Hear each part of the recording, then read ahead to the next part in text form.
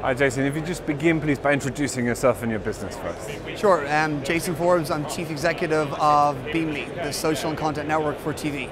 Superb, and probably fair to say that over the last year Beamly's undergone quite a number of changes and an evolution of its business model, if you will. I wonder if you could tell us something about that. Yeah, so we were originally Zeebox, and Zeebox was a second screen app. Our original investors include Sky, Comcast, Viacom and NBC Universal in the US. And the big bet that was made was ultimately that second screen could be a disruptive way to bring conversations back to live TV around the biggest kind of TV shows. And since kind of launching 3 years ago, as we recently began to realize that millennials want more than just a second screen experience. They want a 24/7 destination around their favorite TV. I mean, tell us a little more about that destination aspect. I mean, what is it? What spaces in the market is Beamly able to now provide with that premise? What we found is that most millennials, before or after a show, the engagement actually tends to be incredibly high. So if you take an example like Game of Thrones, if you watch Game of Thrones, it's a super intensity drama whereby people tend to be focused on the main screen. So for the second screen experience, there's actually a fundamental consumer gap, if you will, because the conversation around that show often happens before and after, not necessarily during. So the marketplace opportunity is recognizing that millennials want to talk about their favorite TV shows 24/7, and that's what we've architected. We've expanded from being just a second screen experience, which is literally when the show is on, to building a destination for super fans of TV shows to come 24/7.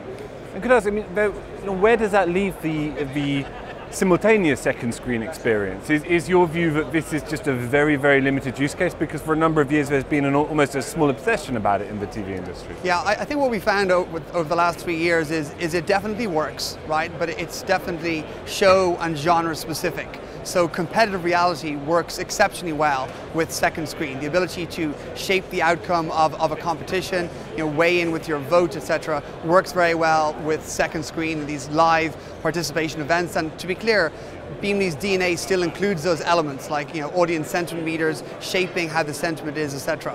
What we found is for the plurality of shows and genres, that type of participation TV is exceptionally expensive to execute. So the question therefore is, how do you scale this across the majority of TV shows, whereby there's an experience that works across those shows, not just during the show, but before and after as well.